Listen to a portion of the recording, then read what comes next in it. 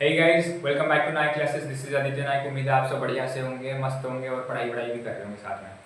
तो पिछले वीडियो में हमने क्लास 9 फिजिक्स का जो थर्ड चैप्टर था ग्रेविटेशन, उसको स्टार्ट कर दिया था। उससे पहले force and laws of motion था, पर मैंने force and laws of motion को पढ़ाया नहीं था, मैं डायरेक्ट ग्रेविटेशन स्टार्ट कर दिया। ठीक है, तो कोई प्रॉब्लम नहीं है।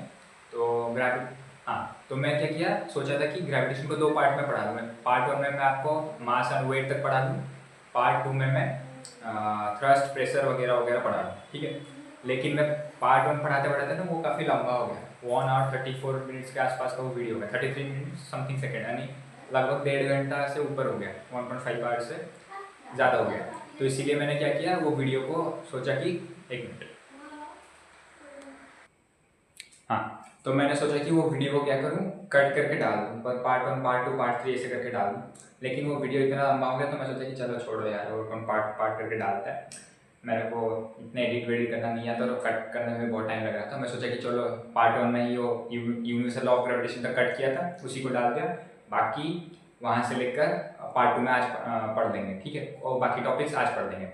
मतलब इसको दो पार्ट्स में बोला था, इसको 3 पार्ट्स में पढ़ लेंगे। ठीक है, सेकंड पार्ट आज बनाने वाला हूँ। सेकंड पार्ट में हम क्या क्या पढ़ेंगे, एक तो पढ़ेंगे free fall, acceleration due to gravity, mass and weight, ये 4 टॉपिक पढ़ लेंगे। ठीक है, तो चलिए टॉपिक स्टार्ट करते हैं। Let's get started without wasting any time.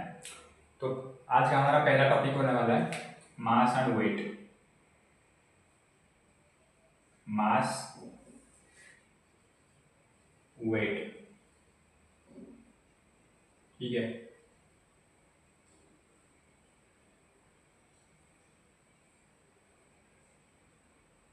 तो एक मास एंड वेट क्या क्या है।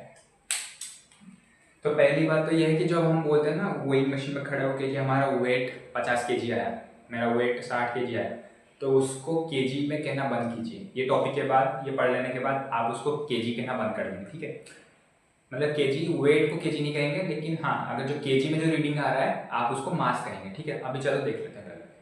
तो मास क्या है, मास जो है,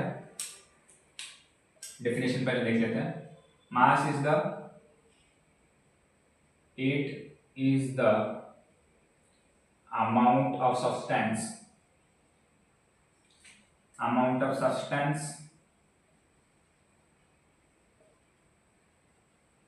present inside the body, यानी बॉडी के अंदर जितने अमाउंट ऑफ सब्सटेंस प्रेजेंट होते हैं उसको कहते हैं मास। सपोज मान लो ये एक बॉडी है, ये बॉडी के अंदर, यानी इसके अंदर जो भी चीजें प्रेजेंट होंगे, वो जो अमाउंट ऑफ चीजें होंगे उसी को हम कहेंगे मास। ठीक है, वेट क्या कहता है, वेट कहता है, weight is the, it is the force, it is the force with which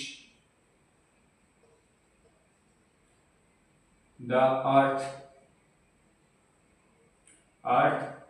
attracts an object। मान लो ये अर्थ है हमारा, ये कोई ऑब्जेक्ट है ओ, ये ऑब्जेक्ट जब अर्थ जिस फोर्स, जी फोर्स यानी ग्रेविटेशनल फोर्स से जो ऑब्जेक्ट को अपने ओर अट्रैक्ट करेगा, वो जो फोर्स होगा उसी फोर्स को हम कहते हैं वेट। वेट को हम डिनोट करते हैं कैपिटल W से, मास को हम डिनोट करते हैं कैपिटल M से। ठीक है, तो पहला पॉइंट ये है। तो मास क्या है, mass is the amount of substance present inside a body. तो कोई भी बॉडी ले लो, सपोज मान लो ये जो मार्कर है, ये मार्कर के अंदर जितने सारे अमाउंट ऑफ सब्सटेंस यानी अमाउंट ऑफ चीजें प्रेजेंट है, वो है मास। वेट क्या है, वेट यानी ये मार्कर को अर्थ अपने अर्थ जितने फोर्स से अपने ओवर अट्रैक्ट कर रहा है, वो जो फोर्स है उसको कहेंगे वेट। ठीक है, मास क्या है, ये मार्कर के अंदर की चीजें का वजन, मतलब मार्कर के अंदर की चीजें का अमाउंट, उसको कहते हैं मास। वेट क्या है, जिस फोर्स से अर्थ इसको अट्रैक्ट कर रहा है उसको कहते हैं, मतलब मार्कर को अट्रैक्ट कर रहा है अर्थ, उस फोर्स को कहेंगे वेट। ठीक है, वेट को रिप्रेजेंट करते हैं कैपिटल W से, मास को रिप्रेजेंट करते हैं कैपिटल M से। ठीक है, फिर चलते हैं सेकंड टॉपिक के ऊपर। तो सेकंड टॉपिक बोल रहा हूँ, सेकंड पॉइंट का मास क्या है, mass is a scalar quantity. Mass क्या है, स्केलर क्वांटिटी है, QTY स्मॉल शॉर्ट फॉर्म में लिख रहा हूँ क्वांटिटी के लिए। वेट क्या है, weight is a vector quantity. Weight क्या है, वेक्टर क्वांटिटी, ठीक है। मास जो है स्केलर क्वांटिटी, यानी उसके पास सिर्फ अमाउंट मतलब मैग्नीट्यूड है, ठीक है। मास हैज ओनली मैग्नीट्यूड, इसीलिए वो स्केलर क्वांटिटी हो गया। पर वेक्टर वेट क्या है, वेट के पास मैग्नीट्यूड भी है एज वेल एज डायरेक्शन भी है। क्यों? क्योंकि हमें पता है फोर्स एक वेक्टर क्वांटिटी है। ये जब हम लॉज ऑफ मोशंस और फोर्स पढ़ेंगे, ये चैप्टर जो पढ़ेंगे, वो चैप्टर में आपको मैं बताऊंगा कि फोर्स जो है वो एक क्या है, हमारा वेक्टर क्वांटिटी है, ठीक है। मैंने वो चैप्टर पढ़ाया नहीं, इसलिए आपको पता नहीं है। मतलब आपको अगर स्कूल में पढ़ाया गया होगा तो अच्छी बात है, अगर नहीं पढ़ाया तो भी कोई दिक्कत नहीं, मैं यहीं पे बता देता हूँ शॉर्ट में थोड़ा सा। वेट जो है हमने यहाँ पे देखा, weight is the force. Weight भी एक तरीके का फोर्स ही है। तो फोर्स का जो फॉर्मूला हम पढ़ने वाले थे लॉज ऑफ मोशन वाले चैप्टर में, वो था force is equals to mass into acceleration, ठीक है। तो वेट भी एक तरीके का क्या हो गया, वेक्टर क्वांटिटी हो गया। तो वेट वेक्टर क्वांटिटी है, इसीलिए सॉरी फोर्स वेक्टर क्वांटिटी है। यार क्या पढ़ा रहा हूं मैं?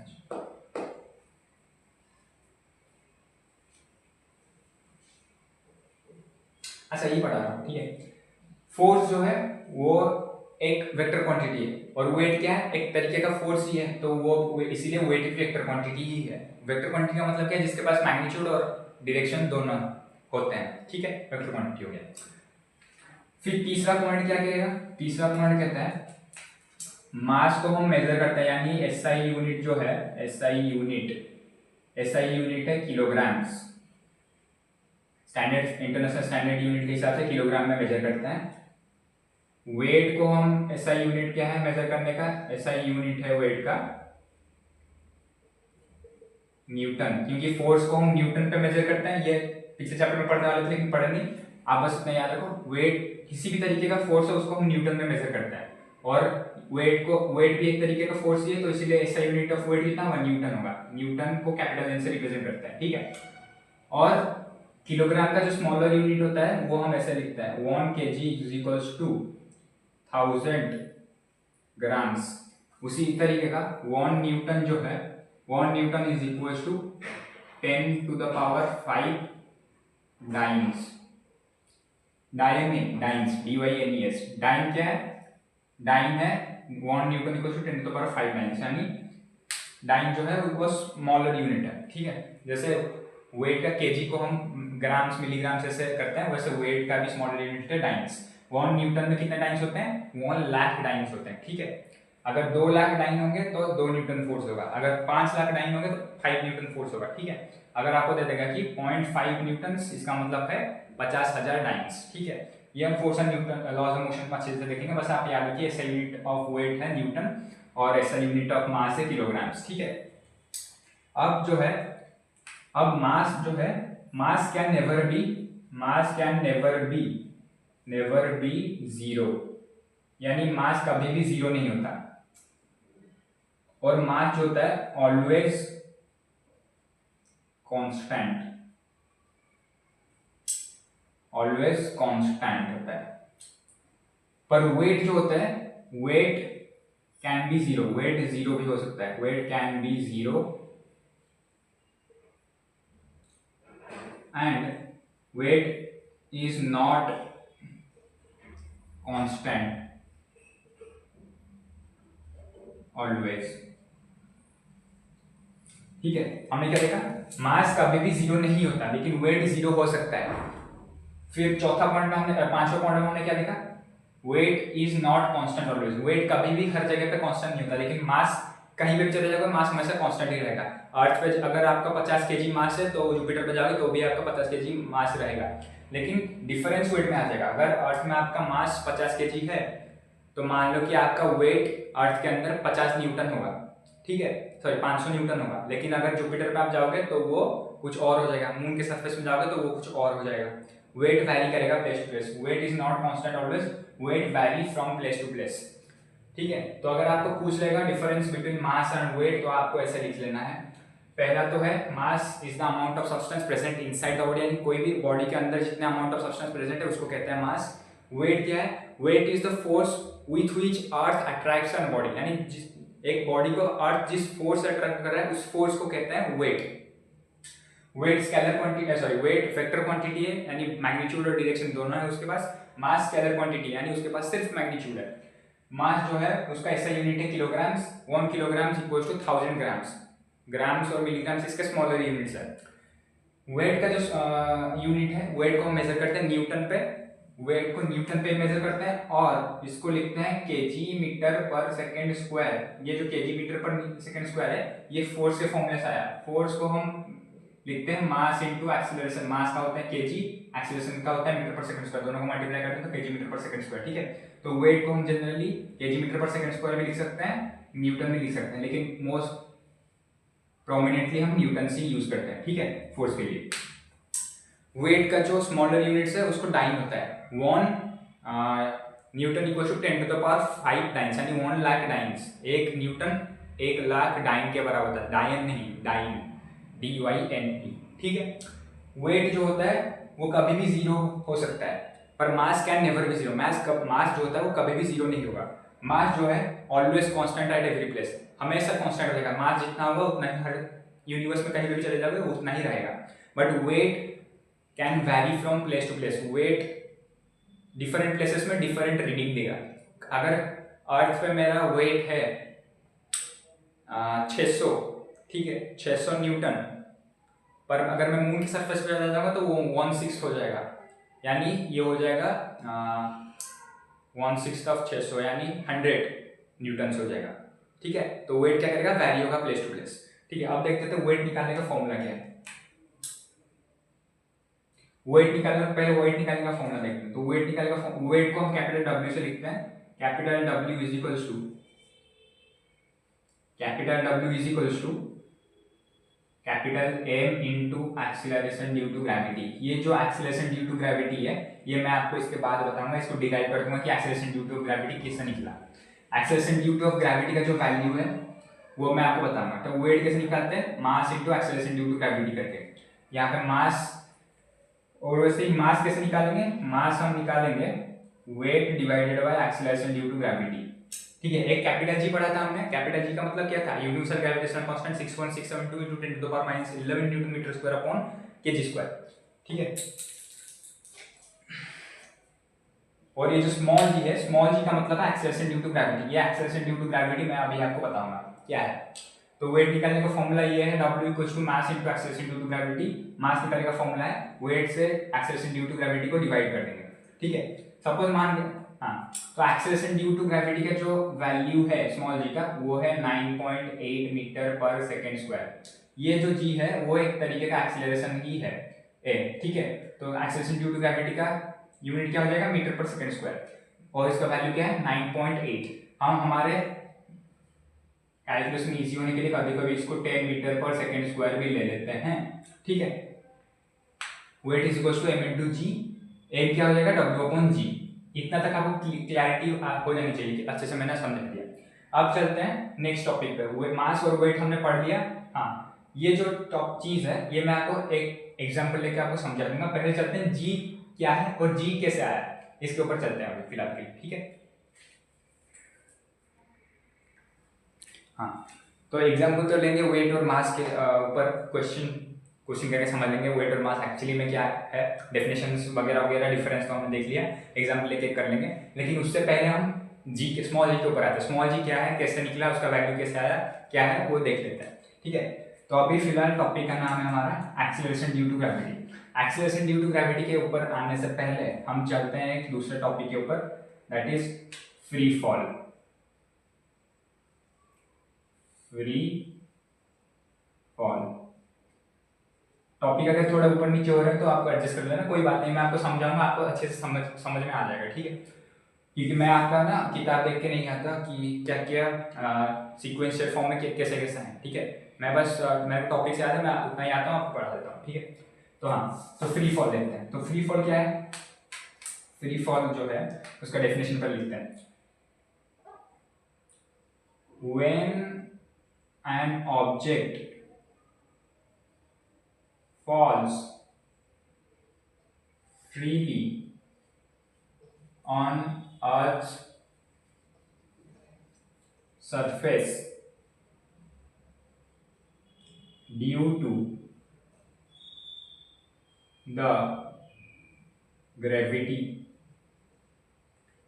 ऑफ अर्थ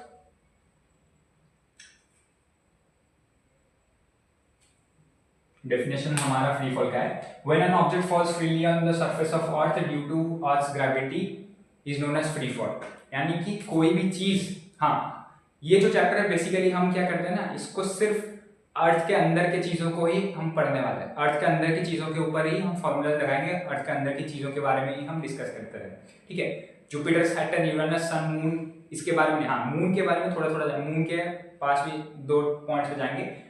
मून और अर्थ के बीच का जो वेट, यानी सॉरी मून और अर्थ के बीच का जो ग्रेविटेशनल फोर्स है वो कितना है, आपको बुक में दिया होगा, और वेट ऑन अर्थ और वेट ऑन मून, बस इतना ही। बाकी हम जितने भी चीजें इस चैप्टर के अंदर पढ़ेंगे सब अर्थ के अंदर, inside the surface of earth, surface of अर्थ मतलब इनसाइड अर्थ, अर्थ के अंदर की चीजों के बारे में पढ़ेंगे। अंदर की चीजों के बारे में मतलब ये जो सब हो रहा है ना, ये सब जो the things that will be happen in the chapter we are gonna study will inside the surface of earth. Surface of earth का मतलब जमीन के नीचे नहीं, अर्थ के अंदर, ठीक है। तो फ्री फॉल क्या है, when an object falls freely on the surface of earth due to earth gravity, यानी अर्थ हमें क्या पता, अर्थ का ग्रेविटी है जिसकी वजह से हम खड़े हैं, मैंने पार्ट में बताया था खड़े हैं और हम उड़ नहीं रहे हैं, ठीक है, चल पा रहे हैं, बैठ पा रहे हैं, सो पा रहे हैं, अर्थ की ग्रेविटी की वजह से, अर्थ का ग्रेविटी है। तो अर्थ के ग्रेविटी के लिए अर्थ के सरफेस के ऊपर जब ऑब्जेक्ट फ्रीली फॉल करता है उसी को बोलते हैं free fall of the object, ठीक है, फ्री फॉल। एग्जाम्पल देखते हैं, सपोज ये एक ऑब्जेक्ट है, ठीक है, और ये मान लेते हैं ये अर्थ का सरफेस है, अर्थ क्या कर रहा है, हर ऑब्जेक्ट को अपने ओर खींच रहा है, ठीक है, अर्थ की ग्रेविटी की वजह से, तो ये ऑब्जेक्ट को भी खींचेगा, तो ये ऑब्जेक्ट को खींचा, तो ये ऑब्जेक्ट देखो यहाँ पे हमने ये ऑब्जेक्ट को पकड़ा हुआ है, जैसे ही इसको छोड़ेंगे ये नीचे ही गिरेगा, जैसे इसको हमने ऐसे छोड़ा वो नीचे ही गिरा, इसको छोड़ने के बाद ये ऐसे ऊपर नहीं गया, उसको छोड़ने के बाद वो नीचे ही आया, ऐसे यहाँ से ऊपर नहीं गया, यहाँ से नीचे ही आता है, ठीक है। जैसे न्यूटन के ऊपर सेव गिरा था, सेव पेड़ से नीचे ही गिरा, सेव पेड़ से ऊपर नहीं गया, ठीक है, वो किसके लिए, अर्थ के ग्रेविटी के लिए। हर चीज जिसको ऊपर फेंकोगे वो नीचे ही आएगा, क्यों, due to the gravity of earth, ठीक है। तो उसी ग्रेविटी के मतलब वजह से हर जो चीज जो नीचे गिरता है फ्रीली, यानी फ्रीली मतलब उसको कोई फोर्स लगाना नहीं पड़ता है। हम अगर मान लो ऐसे ये मार्कर को मैंने पकड़ा है, इस मार्कर को मेरे को ऐसे नीचे फेंकना नहीं पड़ेगा, इसको जस्ट मैं छोड़ दूंगा, पॉइंट ऑफ कांटेक्ट हट जाएगा, वो अपने आप ही नीचे आ जाएगा, इसको मेरे को जोर से फेंकने की जरूरत है नहीं, नीचे फेंकने के लिए, मतलब नीचे डालने के लिए। इसको जैसे ही मैं पॉइंट ऑफ कांटेक्ट से छूटेगा, यानी मेरा टच छूटेगा, रिलीज छूटेगा, ये अपने आप ही नीचे गिर जाएगा ऐसे, ठीक है। कोई भी ऑब्जेक्ट हो छोड़ दोगे तो वो नीचे ही गिर जाएगा, ठीक है। इसको बोलते हैं फ्रीली गिरता है, फ्रीली गिरता है मतलब इसके ऊपर कोई फोर्स लगाने की जरूरत नहीं है, अपने आप ही गिर जाता है, तो अपने आप गिरता है तो उसको बोलते हैं फ्रीली। तो अर्थ किसके लिए गिर रहा है, अर्थ की ग्रेविटी के लिए। तो जो भी ऑब्जेक्ट अर्थ के ग्रेविटी के लिए फ्रीली अर्थ के सरफेस के ऊपर गिरता है उसको बोलते हैं फ्री फॉल। क्या बोलते हैं, फ्री फॉल, ठीक है, इसको आप याद रखना, ठीक है। तो वो फ्री फॉल हमने समझ लिया। अब वो फ्री फॉल के टाइम पे अब एग्जांपल लेके देखते हैं। सपोज मान लो ये था पॉइंट ए, पॉइंट ए पे हमने एक ऑब्जेक्ट रखा था, सपोज मान लो एक बॉल रखा था हमने, टेनिस बॉल, ठीक है, पॉइंट ए पे एक बॉल रखा था, पॉइंट हमने पॉइंट ए से उसको छोड़ा, पॉइंट ए से पॉइंट बी, हमने बॉल को छोड़ दिया, वहां से रिलीज कर दिया, तो बॉल क्या होगा,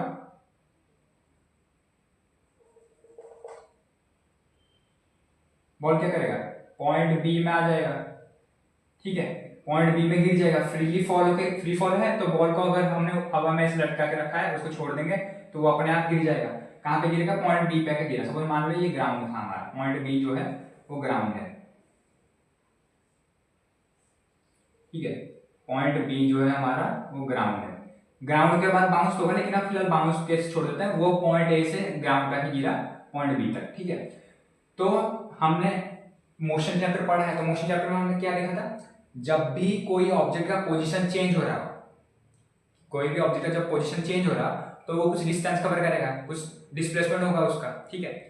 तो यहाँ पे जो ए पॉइंट से बी पॉइंट तक उसका पोजीशन चेंज हुआ, तो उसको हम मान के चलते हैं उसका कुछ डिस्टेंस चेंज हुआ, तो उसको मान लेते हैं एस डिस्टेंस, ठीक है, एस डिस्टेंस उसका चेंज हुआ, मतलब उसने ट्रैवल किया, क्योंकि डिस्टेंस को हम मोशन में एस लेके चलते थे, ठीक है।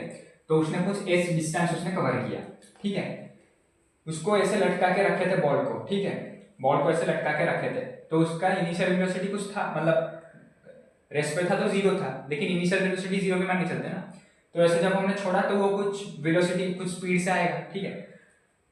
इसको जब ए पॉइंट पे था तो वो रेस्ट पे था, तो उसका समय मान लो उसका कुछ इनिशियल वेलोसिटी था u।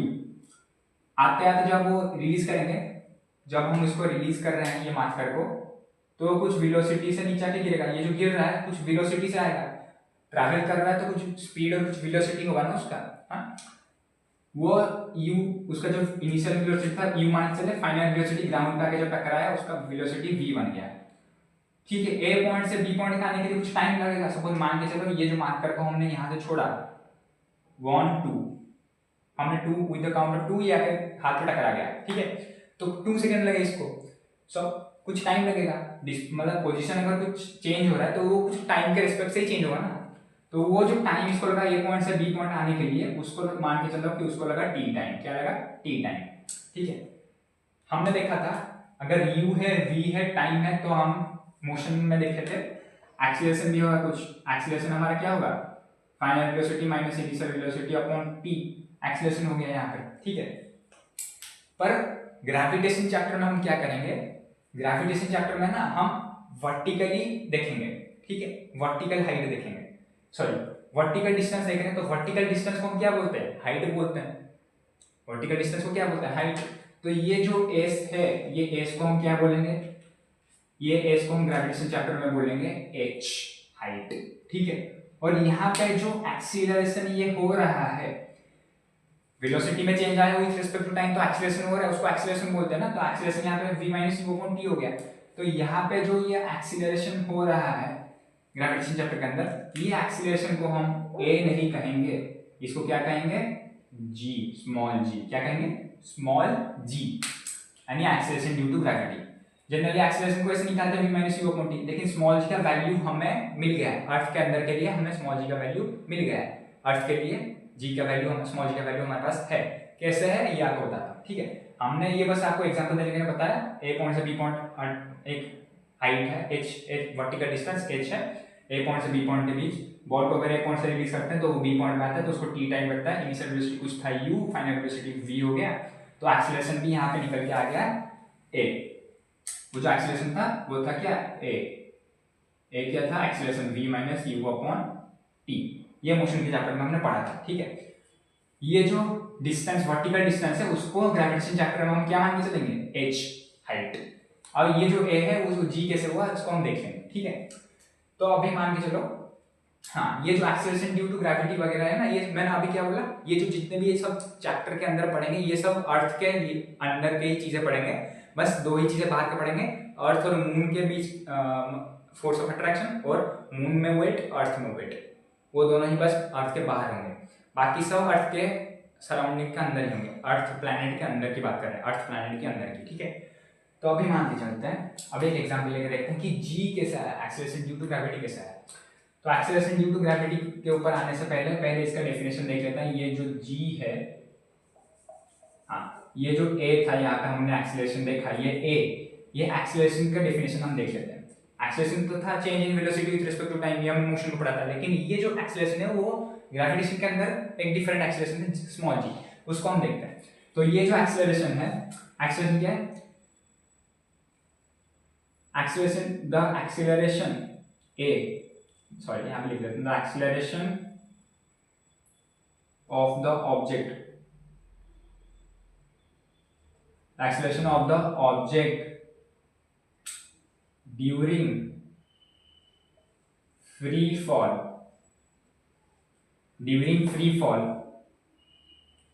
is called the acceleration of the object during free fall or due to Earth's gravity, object due to Earth's gravity is called acceleration due to gravity, small g से represent करते हैं इसको, कैसे represent करते हैं, small g से, acceleration due to gravity। यानी free fall के टाइम अर्थ के ग्रेविटी की वजह से जो ऑब्जेक्ट, ये जो बॉल का जो एक्सीलरेशन यहाँ पे a एक्सीलरेशन है, उसी को ही बोल लेंगे फ्री फॉल के टाइम पे जो एक्सीलरेशन हो रहा है अर्थ के ग्रेविटी के लिए, उसी एक्सेलरेशन को बोलेंगे स्मॉल जी, यानी एक्सेलरेशन ड्यू टू ग्रेविटी। ठीक है, तो इसको हम अभी फिलहाल के लिए ए नहीं मानेंगे, ग्रेविटेशन चैप्टर में इसको क्या मानेंगे, जी।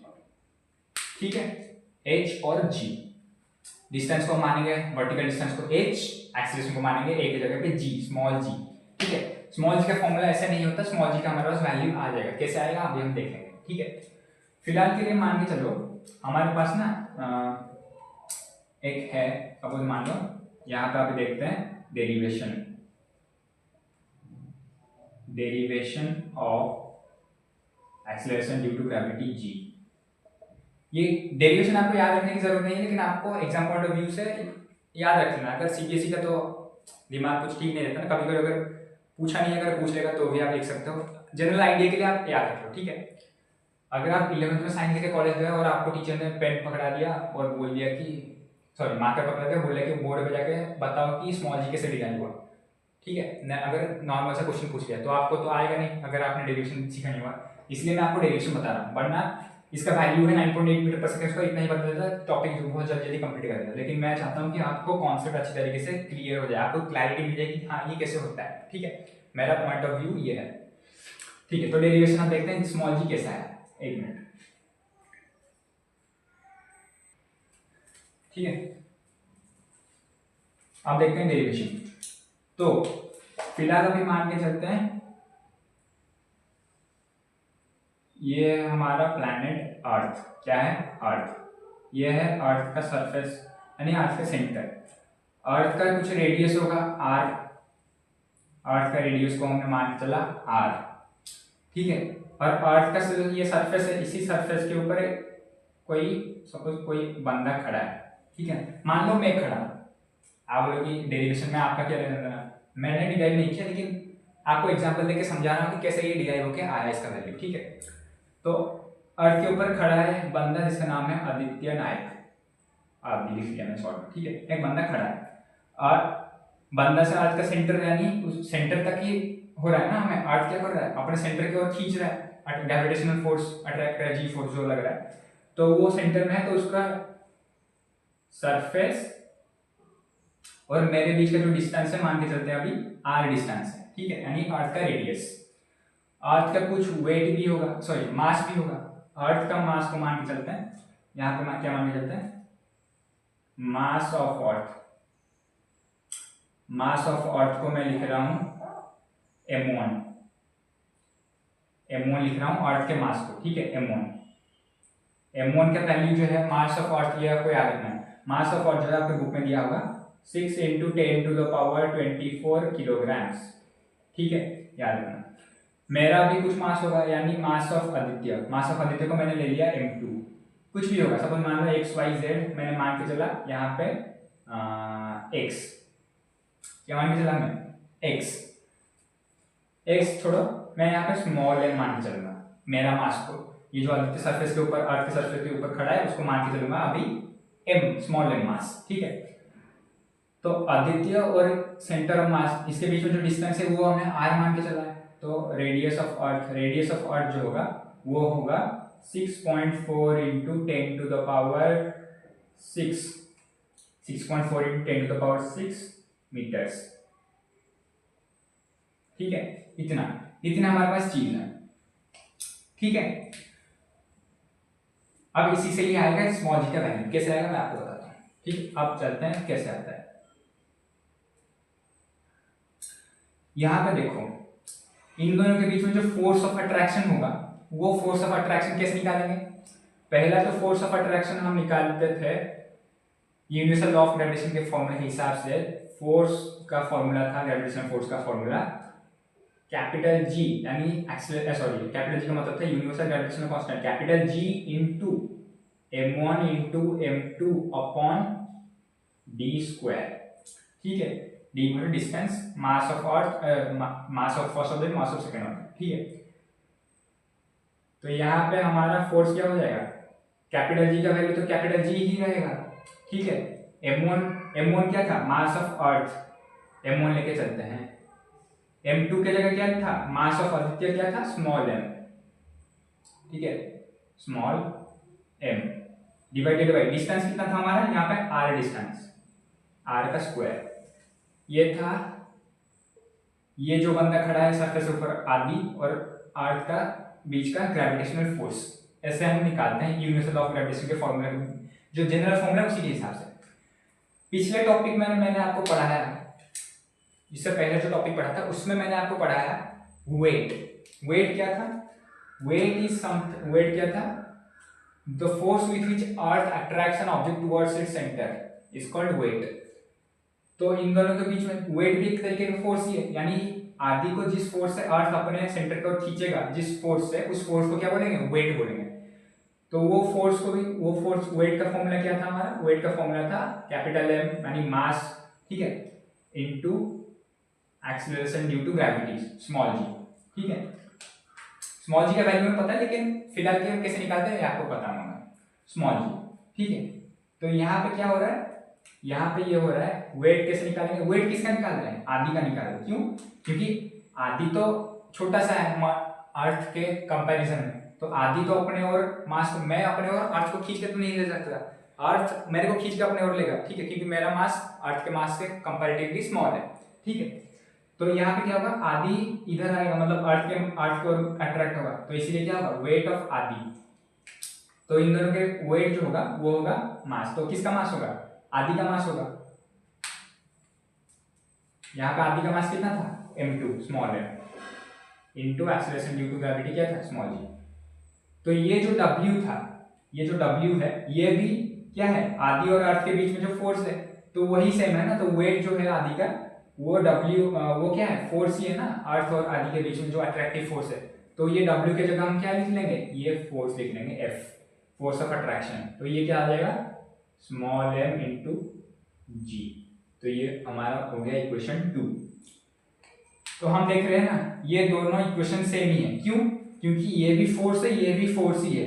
कौन सा फोर्स है? जिस फोर्स से, ये जो फोर्स है, हम आदि और अर्थ का ग्रेविटेशनल फोर्स ऑफ अट्रैक्शन निकाल रहे हैं। ये इस फोर्स का मतलब क्या है? इस फोर्स का मतलब है आदि को अर्थ जितने फोर्स से अपने ओर खींच रहा है, तो सेम फोर्स हो गया ना। इसमें भी आदि को खींच रहा था अर्थ, इसमें भी आदि को खींच रहा है, तो दोनों फोर्स सेम हो गए, ठीक है। तो अगर इक्वेशन 1 और 2 को हम देखें तो लेफ्ट हैंड साइड इक्वल है, तो इसका मतलब क्या है? RHS भी इक्वल होंगे मैथमेटिकली, ठीक है। तो फ्रॉम इक्वेशन 1 और 2 हम यहाँ पर अब देखेंगे डिराइव कैसे होता है। फ्रॉम इक्वेशन 1 एंड 2, आपको काफी टाइम देके मैं समझा रहा हूँ ताकि आपको इजीली समझ आ जाए। फ्रॉम इक्वेशन 1 एंड 2 हमने देख लिया, यहाँ पे इक्वेशन 1 है, ये इक्वेशन 2 है। फ्रॉम इक्वेशन 1 एंड 2 हम क्या लिखते हैं? एफ LHS इक्वल है, तो RHS भी इक्वल होंगे। तो ये क्या हो गया? RHS, पहला RHS क्या है इक्वेशन 1 का? Capital G m1 into small m divided by r का square is equals to small m into acceleration due to gravity small g, ठीक है। ये हो गया, ये दोनों इक्वल हो गए। तो आप देख रहे हैं दोनों साइड में स्मॉल m है, तो स्मॉल m मैंने आदि का मास को हमने हटा दिया, तो हमारा फाइनली क्या बच गया? Capital G into m1 divided by r square is equals to acceleration due to gravity small g। आप बोलोगे कि स्मॉल g का वैल्यू तो नहीं आया, नहीं आया, हम वैल्यू अब तक पुट नहीं किए, ठीक है। अब पुट करते हैं वैल्यू। तो स्मॉल g का वैल्यू हमारे क्या था? g। कैपिटल G का वैल्यू क्या है? कैपिटल G का वैल्यू है 6.672 into 10 to the power -11 newton metre square upon KG square, KG inverse 2 लिख दिया, केजी स्क्वायर, ठीक है, into mass of earth. m1 क्या है? Mass of earth. तो मास ऑफ अर्थ कितना है? 6 into 10 to the power 24 KG, ठीक है, divided by r square. r क्या है? रेडियस ऑफ अर्थ, यानी 6.4 into 10 to the power -10 to the power 6, 6.4 into 10 to the power 6 का होल स्क्वायर। ये स्क्वायर को अगर हटाते हैं, मतलब स्क्वायर करते हैं इसको, तो ये क्या होगा? 6.4 का स्क्वायर इंटू 10.6 का स्क्वायर।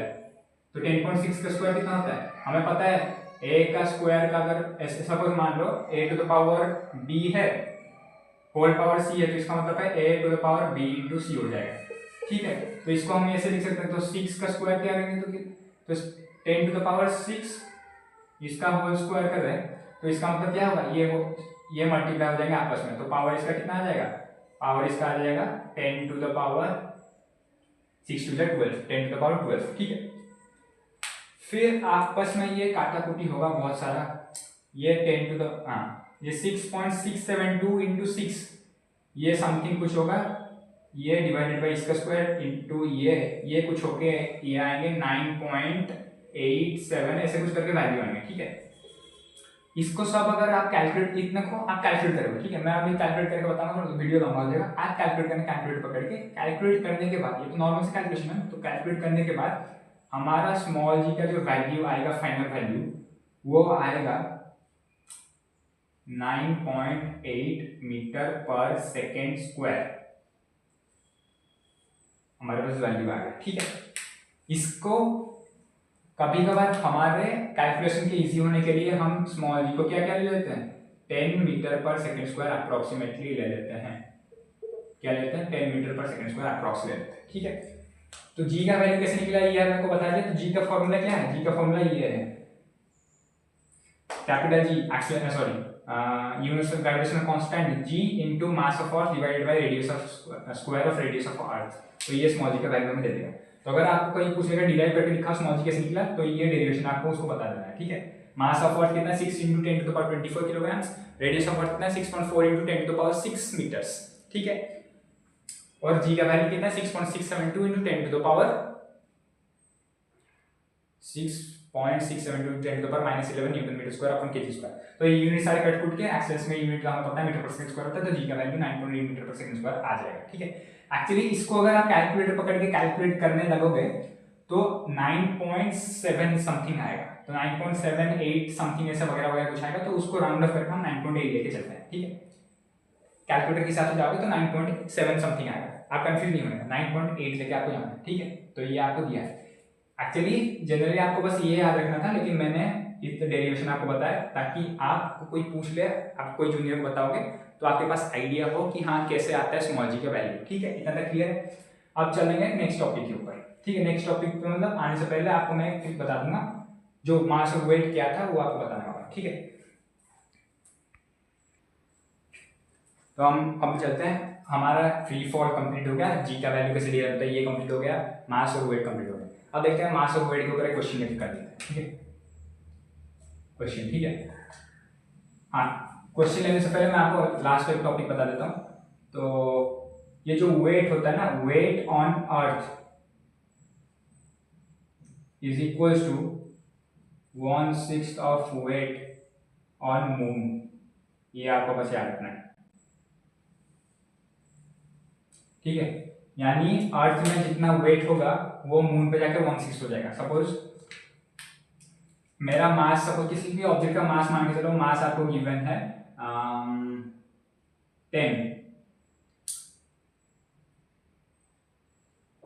10 kg, तो उसका वेट कितना हो जाएगा, mass into acceleration due to gravity, तो ये हो जाएगा 10 इंटू 9.8, ये होगा 98 न्यूटन्स।